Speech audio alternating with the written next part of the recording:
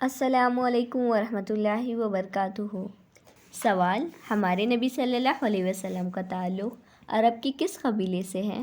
جواب: ہمارے نبی صلی اللہ علیہ وسلم کا تعلق عرب کے قبیلے قریش سے ہے۔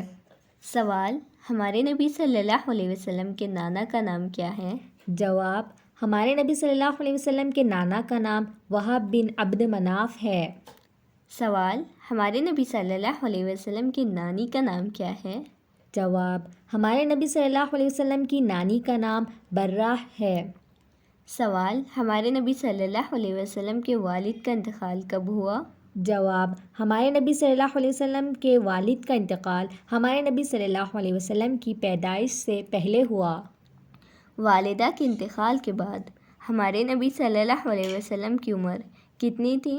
جواب: والدہ کے انتقال کے وقت ہمارے نبی صلی اللہ علیہ وسلم کی عمر 6 سال تھی۔ سوال: والدہ کے انتقال کے بعد ہمارے نبی صلی اللہ علیہ وسلم کس کے پاس رہے؟ جواب: والدہ کے انتقال کے بعد ہمارے نبی صلی اللہ علیہ وسلم اپنے دادا عبد المطلب کے پاس رہے۔ سوال: دادا کے انتقال کے وقت ہمارے نبی صلی اللہ علیہ وسلم کی عمر کتنی تھی؟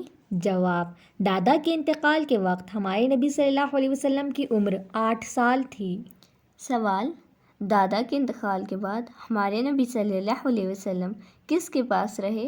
جواب: دادا کے انتقال کے بعد ہمارے نبی صلی اللہ علیہ وسلم اپنے چچا ابو طالب کے پاس رہے۔